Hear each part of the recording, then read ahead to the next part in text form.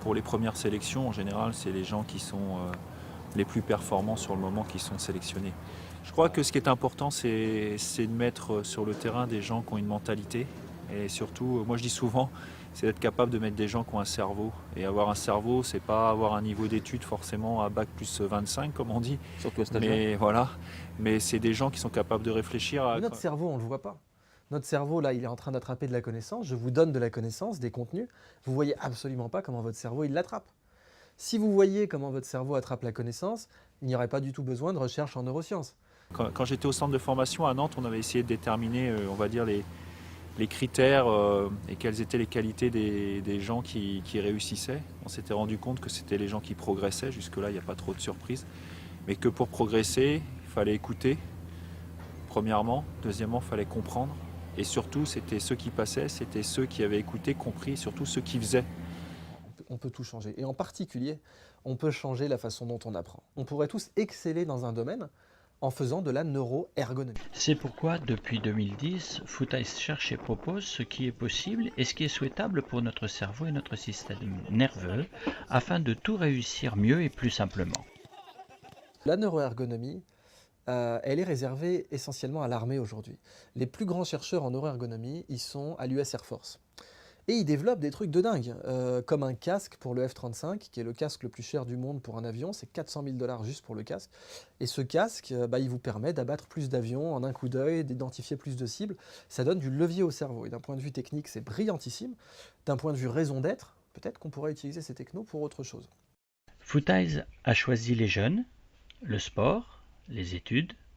Il fallait de l'argent bien sûr, et puis choisir quelques accessoires, les développer parfois, mettre au point des tests, et puis il fallait du temps et de la patience pour des premiers résultats. On s'est lancé sans attendre, car nous étions tout à fait convaincus. Pour progresser, il fallait écouter, premièrement. Deuxièmement, il fallait comprendre. Et surtout, c'était ceux qui passaient, c'était ceux qui avaient écouté, compris, et surtout ceux qui faisaient. Qui faisaient en réalité ce qu'ils avaient écouté et compris. Et déjà sur un groupe, quand vous prenez un groupe de 20, ceux qui écoutent bien, vous en enlevez quelques-uns. Ceux qui comprennent, vous en enlevez encore quelques-uns. Et ceux qui font, vous en enlevez encore beaucoup. Et à l'arrivée, vous n'avez que 3 ou 4 qui progressent comme il faut pour le haut niveau. Donc un autre sujet que j'aborde dans le bouquin, bien sûr, c'est l'importance du plaisir. Jouer, c'est la façon normale d'apprendre pour le cerveau. C'est pas la façon exceptionnelle, c'est la façon juste normale. C'est-à-dire que vous prenez les mammifères, des bébés tigres. S'ils jouent pas, ils vont crever.